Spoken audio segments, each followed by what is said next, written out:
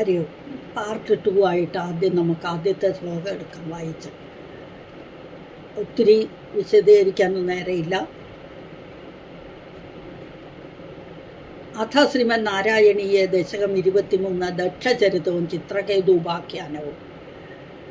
പാചേതസസ്തു ഭഗവന്നപരോഹി ദക്ഷഃ ത്വൽസേവനം വ്യതിത സർഗവിവർത്തികാമഃ ആവിർബഭൂവിധ തദാലസദഷ്ടബാഹുഃ തസ്മൈ വരം ദദിത താം ച വധൂമസിഗ്നീം.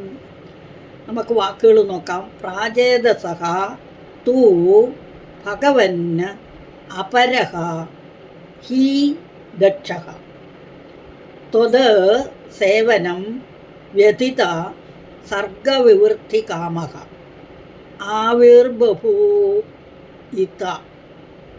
ആവിർബഭൂവിത തഥാ ലസദ് അഷ്ടബാഹുഃ തസ്മൈ വരം ദദിത താം ച വധൂം അസിഗ്നീം. ഇതാണ് വാക്കുകൾ. ഒന്നുകൂടെ വായിക്കാം. പ്രാചേതസസ്തു ഭഗവൻ അപരോഹി ദക്ഷഃ ത്വൽസേവനം വ്യതിത സർഗവിവർത്തികാമഃ ആവിർബഭൂവിധ തദാലസദഷ്ടബാഹുഃ തസ്മൈ വരം ദദിത താം ച വധൂം അസിഗ്നീം. ഇനി വാക്കുകളുടെ അർത്ഥം നോക്കാം. പ്രാചേതസെന്ന് പേരുള്ള ദക്ഷന് ആകട്ടെ തൂ പ്രാചേതസഃ തൂ എന്ന് പറഞ്ഞാൽ ആകട്ടെ ഭഗവൻ അല്ലയോ ഭഗവൻ ഗുരുവായൂരപ്പ അപരഹ ദക്ഷഃ. ആദ്യത്തെ ദക്ഷൻ്റെ കഥ പറഞ്ഞില്ലേ, ആ ദക്ഷനല്ല ഇത്. ആ ദക്ഷൻ്റെ പുനർജന്മമായ ദക്ഷനാണ് ഈ ദക്ഷൻ. അതാണ് അപരൻ എന്ന് പറഞ്ഞത്. അപ്പോൾ ബ്രഹ്മാവിൻ്റെ പുത്രനായ സ്വയംഭുവ മനുവിന് ഉണ്ടായ മകൻ ആ ദക്ഷൻ, ആദ്യത്തെ ദക്ഷൻ. 16 പെൺമക്കളുണ്ടായതും സതി 10 പേരെ ഓരോരുത്തർക്കും കൊടുത്തതും കശ്യപ പ്രജാപതി കൊടുത്ത കഥയെല്ലാം നമ്മൾ നേരത്തെ പഠിച്ചതാണ്. ഇവിടെ ആ ദക്ഷൻ്റെ പുനർജന്മമായിട്ട് വേറെ രണ്ടാമത്തെ ദക്ഷൻ, അതാണ് അപരഹ എന്ന് പറഞ്ഞത്. പ്രാചേതസഃ തൂ ഭഗവന് അല്ലയോ ഗുരുവായൂരപ്പ അപരഹി ദക്ഷഃ വേറെ ഒരു ദക്ഷൻ ത്വൽസേവനം ഭഗവാനെ സേവിക്കാൻ തുടങ്ങി. എന്തിനാ? സർഗവിവൃത്തികാമഃ. സർഗം അതായത് സൃഷ്ടി നടത്താനായിട്ട്. ആദ്യമൊക്കെ സൃഷ്ടി നടത്തിയതൊന്നും ശരിയായില്ല. അപ്പോൾ സൃഷ്ടി ചെയ്യാനായിട്ട് ഇനി വംശപരമ്പര സ്ത്രീ പുരുഷ സംഗമത്തിൽ നിന്നുണ്ടാകാൻ വേണ്ടി ഇനിയും ആ സൃഷ്ടി വർദ്ധിപ്പിക്കാൻ വേണ്ടി ഭഗവാനെ തപസ് ചെയ്തു. വിന്ധ്യാപർവ്വതത്തിൻ്റെ താഴെ ഒറ്റക്കാലിൽ നിന്ന് തപസ് ചെയ്തു എന്നാണ്. അത് നമ്മളുടെ ഭാഗവതത്തിൽ വിശദീകരിച്ച് പറഞ്ഞിട്ടുണ്ട്. നമ്മൾക്കിവിടെ അതൊന്നും വിവരിക്കാനൊന്നും നമുക്ക് സമയമില്ല. അത് അറിയുന്നവർ പോയി നോക്കാം. ടൈം കിട്ടുമ്പോൾ നമുക്കൊന്ന് വായിക്കാം, അല്ലെങ്കിൽ നമ്മൾക്ക് പഠിക്കാം. അപ്പം മേൽപ്പത്തൂരി ഒരു ഒറ്റ വാക്കുകൊണ്ട് തന്നെ ഇവിടെ പറഞ്ഞിരിക്കുന്നത്. അപ്പോൾ അവിടെ പോയി തപസ് ചെയ്തു.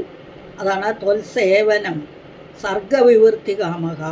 സർഗവിവൃത്തിക്കായിക്കൊണ്ട് വൃത്തിക്കായിക്കൊണ്ട് സൃഷ്ടിയെ വർദ്ധിപ്പിക്കാനായിട്ടുള്ള കാമത്തോടുകൂടി ആസക്തിയോടുകൂടി ആഗ്രഹത്തോടുകൂടി ഭഗവാനെ സേവിച്ചു. നമ്മൾ പഠിച്ചു ആദ്യത്തെ ഇതിൽ 10 മക്കൾ പോയി, പ്രാചേതസുകൾ 10 പേര് തീർത്ഥക്കുളത്തിൽ വെള്ളത്തിൽ നിന്നുകൊണ്ട് രുദ്രഗീതം പാടി ഭഗവാനെ സ്തുതിച്ചു എന്ന് നമ്മൾ പഠിച്ചു ഇല്ലേ. അതേപോലെ ഈ ദക്ഷൻ എന്തു ചെയ്തു? ഹംസഗുഹ്യം എന്ന സ്തുതി ചൊല്ലിക്കൊണ്ട് ഭാഗവതത്തിലുണ്ടത്. അതായത് 6-ാമത്തെ സ്കന്ധത്തിൽ 4-ാം അധ്യായത്തിൽ 23 മുതൽ 34 വരെയുള്ള ശ്ലോകങ്ങൾ. ആ ശ്ലോകങ്ങൾ വായിച്ച നല്ല ഭയങ്കരമായ നല്ല ഇതുള്ള ഒരു ഇതാണ്. അതിൻ്റെ പേരാണ് ഹംസഗുഹ്യം. ആ സ്തുതി അതായത് 12 ശ്ലോകങ്ങൾ, വളരെ പ്രധാനപ്പെട്ട 12 ശ്ലോകങ്ങൾ. സമയമില്ല നമുക്ക് പഠിക്കാൻ.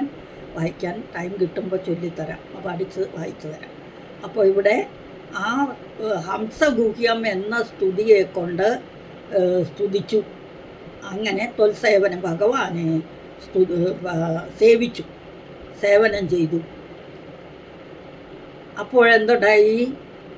ആവിർബഭൂവിത തഥാ ലസദഷ്ടബാഹു. ത്വൽസേവനം എന്ന് പറഞ്ഞാൽ ത്വത് സേവനം, ത്വത്സേവനം. ആവിർബഭൂവ എന്ന് പറഞ്ഞാലോ പ്രത്യക്ഷപ്പെട്ടു. ആവിർബഭൂവ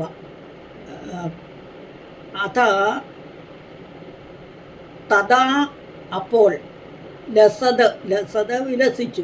അഷ്ടബാഹു 8 കൈകളോടുകൂടി ആ ഭഗവാൻ അവിടെ ആ ദക്ഷൻ്റെ മുൻപിൽ പ്രത്യക്ഷപ്പെട്ടു. ഒറ്റക്കാലിൽ നിന്ന് തപസ് ചെയ്യില്ലേ ഹംസഗുഹ്യം എന്ന സ്തുതിയെ ചൊല്ലിക്കൊണ്ട്. അപ്പം ഭഗവാൻ പ്രത്യക്ഷപ്പെട്ടു. അപ്പം 8 കൈകൾ, ഭഗവാന്റെ കൈകളിൽ എന്തൊക്കെയാണ് ഉള്ളത് നമ്മൾ പഠിച്ചില്ലേ? വനമാലി, ഗതി, ശാങ്കി, ശങ്കി, ചക്രി, ജനന്ദകി അല്ലേ? ആ വിഷ്ണു സഹസ്രനാമത്തിലെ ആ ശ്ലോകത്തിൽ എന്തൊക്കെ കയ്യിലുണ്ടായിരുന്നു എന്ന്. അങ്ങനെ 8 കൈകളോടുകൂടി ദക്ഷൻ്റെ മുമ്പിൽ പ്രത്യക്ഷപ്പെട്ടു. എന്നിട്ടോ തസ്മൈ അവനായിക്കൊണ്ട് വരം ദദിത, വരത്തെ ദാനം ചെയ്തു. ദദിത പറഞ്ഞാൽ ദാനം ചെയ്യുക. വരത്തെ ദാനം ചെയ്തു. താം ച കൂടാതെ എന്ത് ചെയ്തു? വധുവും അസിഗ്നിയും, അസിഗ്നി എന്നു പേരുള്ള വധുവിനെയും നൽകി. അപ്പോൾ ആ പ്രാചേതസിൻ്റെ അപരനായ ഒരു ദക്ഷൻ, ആ ദക്ഷൻ ഭഗവാനെ സർഗവൃത്തി കാമത്തിനായിക്കൊണ്ട് ഭഗവാനെ സ്തുതിച്ചു. അപ്പോൾ സ്തുതിച്ചു അല്ല, ഭഗവാനെ തപസ് ചെയ്തു. തപസ് ചെയ്തപ്പോൾ 8 കൈകളോടുകൂടി അതിൽ പ്രസന്നനായ ഭഗവാൻ 8 കൈകളോടുകൂടി അവിടെ അദ്ദേഹത്തിൻ്റെ മുമ്പിൽ പ്രത്യക്ഷപ്പെട്ട് വേണ്ട വരങ്ങളൊക്കെ നൽകി. കൂടാതെ അസിഗ്നി എന്നു പേരുള്ള വധുവിനെയും നൽകി. അപ്പോൾ ഇത്ര നാളും ചെയ്ത സൃഷ്ടി ബ്രഹ്മാവിൻ്റെ അങ്കുഷ്ടത്തിൽ നിന്നും, ബ്രഹ്മാവിൻ്റെ ശരീരങ്ങളിൽ നിന്നും, ബ്രഹ്മാവിൻ്റെ ഓരോരോ അവയവങ്ങളിൽ നിന്നുണ്ടായ മരീചി, അത്രി, അങ്കിരസ്, ഋതു, പുലസ്തൻ ഇങ്ങനെയൊക്കെ ഉണ്ടായി. അതല്ല, ഇവിടെ വംശപരമ്പര സ്ത്രീ പുരുഷ ബന്ധത്തിൽ നിന്ന് ഉണ്ടാകണം. അതിനു വേണ്ടിയാണ് ഈ തപസ് ചെയ്തത്. അപ്പോൾ വധുവിനെ കൊടുത്തു. അസിഗ്നി എന്ന വധു പഞ്ചജനൻ എന്ന പ്രജാപതിയുടെ മകളായിരുന്നു. പല കഥകളും ഉണ്ട്. അതിൽ നമ്മളിവിടെ ഇതാണ് എടുക്കുന്നത്. പഞ്ചജനൻ്റെ മകളായ അസിഗ്നി എന്ന വധുവിനെയും കൊടുത്തു. ഇനി ഇവരിൽ കൂടിയാണ് ഈ ബാക്കി അവർക്ക് എത്ര മക്കളുണ്ടായി, ആ മക്കളൊക്കെ എന്ത് ചെയ്തു, അവരിൽ നിന്നുണ്ടായ വംശപരമ്പരയാണ് ലോകം മുഴുവനുള്ളത് എന്നാണ് പറഞ്ഞു വരുന്നത്. അപ്പോൾ ആദ്യത്തെ ശ്ലോകം പ്രാചേതസസ്തു ഭഗവൻ അപരോഹിതക്ഷ ത്വൽസേവനം വ്യഥിത സർഗ വിവൃത്തി കാമക ആവിർബഭൂവിത തദാലസദഷ്ടബാഹു തസ്മൈ വരം ദദിത താം ച വധൂം അസിഗ്നീം. ഇവിടെ അസിഗ്നീം എന്ന് പറഞ്ഞിട്ടുണ്ട്.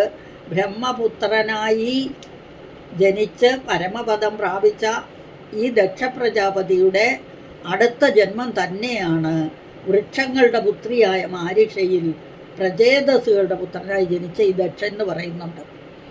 അസിഗ്നി എന്ന് പറഞ്ഞത് പ്രാചേതസനായ ദക്ഷപ്രജാപതി ആദ്യം മനസ്സുകൊണ്ട് തന്നെ പല സൃഷ്ടികളും നടത്തി. അവ വംശവർദ്ധനയ്ക്ക് സഹായമല്ലെന്ന് കണ്ടപ്പോൾ അദ്ദേഹം സൃഷ്ടിയുടെ കാര്യത്തിൽ പുനരാലോചന ചെയ്ത് സ്ത്രീ പുരുഷ സംയോഗം കൊണ്ട് തന്നെ സൃഷ്ടി തുടരണമെന്ന് ആഗ്രഹിച്ചുകൊണ്ട് വിന്ധ്യാപർവ്വതത്തിൽ പോയി തപസ് ചെയ്തപ്പോൾ മഹാവിഷ്ണു പ്രത്യക്ഷനായി. അങ്ങനെ വരങ്ങളെ കൊടുത്ത കൂട്ടത്തിൽ ഭാര്യയായി അസിഗ്നിയെയും കൊടുത്തു എന്നാണ് കഥ. ബ്രഹ്മപുത്രനായ ദക്ഷനിൽ നിന്നും അപരനായി ജനിച്ച ദക്ഷൻ പ്രജാവർദ്ധനയ്ക്കായി ആഗ്രഹിച്ചുകൊണ്ട് ഭഗവാനെ ഭജിച്ചു. അപ്പോൾ അങ്ങ് ശോഭയേറിയ 8 കൈകളോടും കൂടി അദ്ദേഹത്തിൻ്റെ മുമ്പിൽ പ്രത്യക്ഷപ്പെട്ട് ആഗ്രഹിച്ച വരങ്ങളെയൊക്കെ ദാനം ചെയ്ത് ഭാര്യയായിട്ട് അസിഗ്നിയെയും നൽകി എന്ന് ആദ്യത്തെ ശ്ലോകം. പ്രാചേതസസ്തു ഭഗവന്നപരോഹിതക്ഷക ത്വൽസേവനം വ്യതിത സർഗവിവർത്തികാമക ആവിർബഭൂവിത തഥാലസദഷ്ടബാഹുഃ തസ്മൈ വരം ദദിത താം ച വധൂം അസിഗ്നീം. ഇനി രണ്ടാമത്തെ ശ്ലോകം എടുക്കാം. രണ്ടാമത്തെ ശ്ലോകത്തിൽ തസ്യാത്മജാസ്ത്വയുധം അയുധം ആണത്. തസ്യാത്മജാസ്ത്വയുധമീശ പുനഃസഹസ്രം ശ്രീനാരദസ്യ വചസാ തവ മാർഗമാപുഃ നൈകത്രവാസം ഋഷയേ സമുമോച ശാപം ഭക്തോത്തമം സ്തു ഋഷിരനുഗ്രഹമേവ മേനി. ഭക്തോത്തമം തു ഋഷിരനുഗ്രഹമേവ മേനി. ഇവിടെ തസ്യ ആത്മജാഹ ത്വം അയുധം ഈശ, അല്ലയോ ഭഗവാനെ, അങ്ങ് അയുധം എന്ന് പറഞ്ഞാൽ 10,000 ആത്മജന്മാരെ കൊടുത്തു. 10,000 പുത്രന്മാരെ ആദ്യം കൊടുത്തു. ഈ അസിഗ്നി എന്ന ഭാര്യയിൽ ആ ദക്ഷന് ആദ്യം 10,000 ആൺമക്കളുണ്ടായി. പുനഃ വീണ്ടും ആ 10,000 പേരും അവർ ഇപ്പം വരാൻ ഞങ്ങൾ പോയി ഒന്ന് ഭഗവാനെ ഭജിച്ച് വരട്ടെ എന്ന് പറഞ്ഞ് അവർ പോയിട്ട് അവർ തിരിച്ചു വന്നില്ല. അപ്പോൾ വീണ്ടും പ്രാർത്ഥിച്ചപ്പം പിന്നെ ഈ ഒരു 1000 പേരെയും കൂടി കൊടുത്തു. അപ്പോൾ ആദ്യം കൊടുത്ത 10,000 പേരുടെ പേര് ഹരിയശ്വന്മാരെന്നായിരുന്നു. ഹരിയശ്വന്മാരെന്ന് പറയുന്ന ആ 10,000 പേരെ ആദ്യം കൊടുത്തു. പുനഃ എന്ന് പറഞ്ഞാൽ വീണ്ടും സഹസ്രം, ഇന്ന് ഒരു 1000 പേരെയും കൂടി കൊടുത്തു. അപ്പോൾ ടോട്ടൽ എത്രയായി? 11,000 ആൺമക്കളെ കൊടുത്തു. ആ ആൺമക്കളാകട്ടെ രണ്ടാമത്തെ ലൈനിൽ പറയുന്നു ശ്രീനാരദസ്യ വചസ തവ മാർഗമാപുഃ. അപ്പം ഈ നാരദൻ ചെന്നിട്ട് അവരെ എന്ത് ചെയ്തു? തവ മാർഗം എന്ന് പറഞ്ഞാലോ ഭഗവാന്റെ മാർഗത്തെ പ്രാപിപ്പിച്ചു. എങ്ങനെ? നാരദൻ ഉപദേശിച്ചു. നാരദൻ്റെ ഉപദേശം കേട്ട് അവർ സന്യാസിമാരായി പോയി. അവർ തിരിച്ചൊന്നും വന്നില്ല. അവർ സന്യാസിമാരായി വൈരാഗികളായി ഭഗവാന്റെ മാർഗത്തെ പ്രാപിച്ചു. അപ്പം ഈ തൻ്റെ മക്കളെയൊക്കെ ഇങ്ങനെ പിന്തിരിപ്പിച്ച് അല്ലെങ്കിൽ അവരെ ഉപദേശിച്ച് സന്യാസിമാരാക്കി ആ ദേഷ്യത്തിൽ ആ ദക്ഷൻ എന്ത് ചെയ്തു? ഈ നാരദനെ ശപിച്ചു. അതാണ് അടുത്ത ലൈനിൽ നൈകത്രവാസം ഋഷയേ സമുമോച ശാപം ന ഏകത്ര വാസം ഋഷയേ ന ഏകത്ര വാസം, ഒരിടത്ത് സ്ഥിരമായി വസിക്കാതെ ആകട്ടെ എന്ന് ഋഷിയെ ശാപം മുമോച ശപിച്ചു. ഒരിടത്തും സ്ഥിരമായി നിൽക്കാതെ സഞ്ചരിച്ചു കൊണ്ടിരിക്കട്ടെ എന്നാണ് ശപിച്ചത്. ദേഷ്യം വന്നു ദക്ഷന്. അദ്ദേഹത്തിന് തൻ്റെ 11,000 മക്കളെ നാരദൻ ഉപദേശിച്ച് വൈരാഗികളും സന്യാസം ചെയ്തത് നല്ലത് തന്നെ. പക്ഷേ ദക്ഷൻ ദേഷ്യം വന്നു. അപ്പോൾ എന്ത് ചെയ്തു? ആ ശാപത്തെ ഭക്തോത്തമം തൂ, ഭക്തോത്തമനായ ഋഷി ആകട്ടെ, അതാണ് ഭക്തോത്തമം തു ഋഷിരനുഗ്രഹമേവ. ഋഷിയാകട്ടെ അത് ഭക്തോത്തമനായ ഭഗവാന്റെ ഏറ്റവും വലിയ ഭക്തനായ അദ്ദേഹം, ആ ഋഷിയാകട്ടെ അനുഗ്രഹമായി മേനെ എന്ന് പറഞ്ഞാൽ കരുതി നിശ്ചയിച്ചു. അത് അനുഗ്രഹമായി കരുതി. അപ്പം ശപിച്ചത്, ആ ശാപം ഉർവശി ശാപ ഉപകാരം എന്ന് പറയുന്ന പോലെ ആ നാരദ മഹർഷി ആ ശാപത്തെ ഭഗവാന്റെ അനുഗ്രഹമായി കരുതി. മേനെ എന്ന് പറഞ്ഞാൽ നിശ്ചയിക്കുക, കരുതുക എന്നൊക്കെ അർത്ഥം. തസ്യാത്മജാസ്ത്വയുധമീശ പുനഃസഹസ്രം ശ്രീനാരദസ്യ വചസ തവ മാർഗമാപുഃ നൈകത്ര വാസം ഋഷയേ. വാസം ഋഷയേ എന്നാണ് ഒന്നിച്ച് പറയുമ്പോൾ വാസം ഋഷയേ. നിങ്ങളോർക്കും മൃ, നിങ്ങൾ വായിക്കുമ്പോഴൊക്കെ ചിലപ്പം ഇതാവുന്നുണ്ട്. ന ഏക, അതാണ് ന ഏകത്ര. ഏകത്ര എന്ന് പറഞ്ഞാൽ ഒരിടത്തും വസിക്കാതെ, ഏകത്ര വാസം, ഒരിടത്തും വസിക്കാതെ ആകട്ടെ എന്ന് പറഞ്ഞാൽ ഒരിടത്തും നിൽക്കാതെ സഞ്ചരിച്ചു കൊണ്ടേയിരിക്കട്ടെ എന്നാണ്. ഋഷിക്കായിക്കൊണ്ട് ആ ശാപത്തെ മോചിപ്പിച്ചു എന്ന് പറഞ്ഞാലോ ശപിച്ചു എന്നർത്ഥം. അപ്പം ഭക്തോത്തമം തു എന്ന് പറഞ്ഞാൽ ആകട്ടെ, ഋഷി അനുഗ്രഹമേവമേനെ, ആ ഋഷിയാകട്ടെ, ഭക്തോത്തമനായ ഭഗവാന്റെ ഏറ്റവും വലിയ ഭക്തനായ ആ ഋഷിയാകട്ടെ അതിനെ അനുഗ്രഹമായി കരുതി നിശ്ചയിച്ചു എന്നർത്ഥം. തസ്യാത്മജാസ്ത്വയുതമീശ പുനഃസഹസ്രം ശ്രീനാരദസ്യ വചസാ തവ മാർഗമാപുഹോ നൈകത്രവാസം ഋഷയേ സമുമോച ശാപം.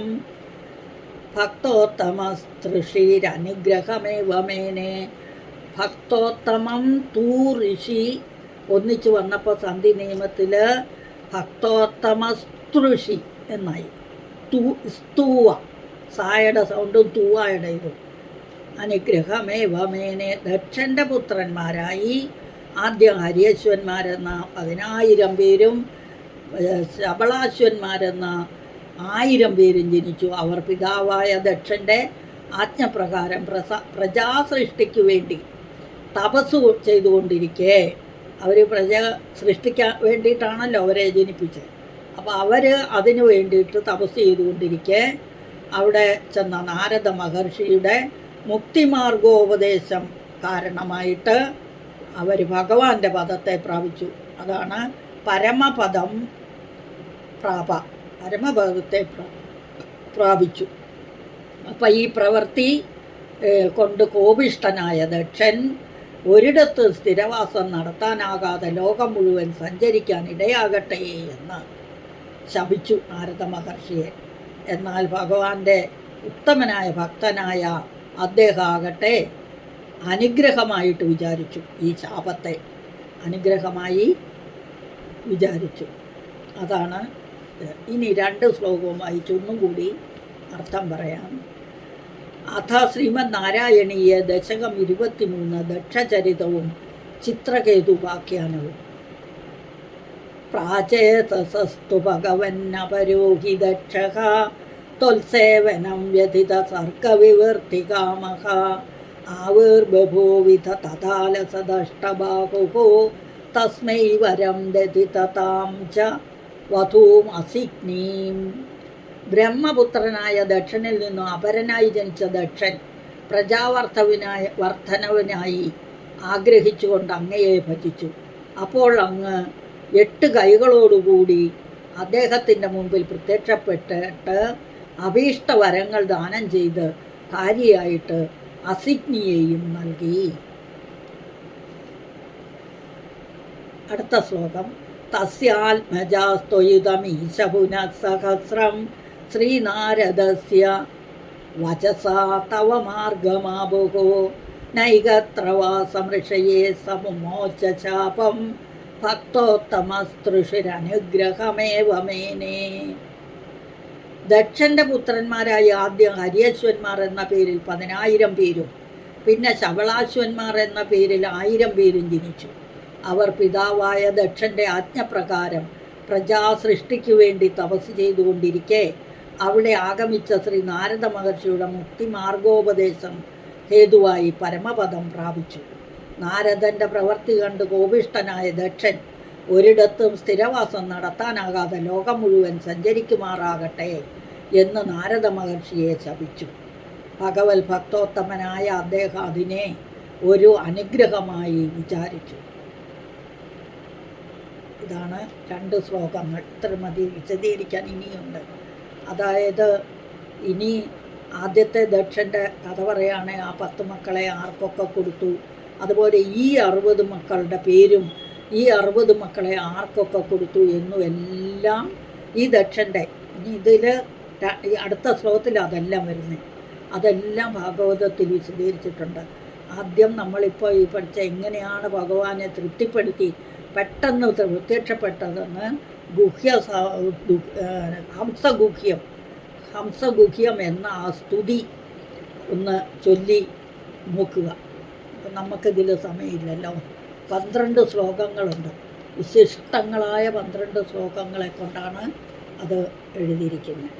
നമുക്ക് വല്ലപ്പോൾ സമയം കിട്ടുമ്പോൾ സ്തുതി ഒന്ന് വിശദീകരിക്കാനൊന്നും സമയം കാണില്ലൊന്ന് വായിച്ചു നോക്കാം. അപ്പോൾ അടുത്ത ക്ലാസ്സിൽ വരുമ്പോഴേക്കും ഹരി ഓം നാരായണ സകലം ശ്രീകൃഷ്ണാർപ്പണമസ്തു.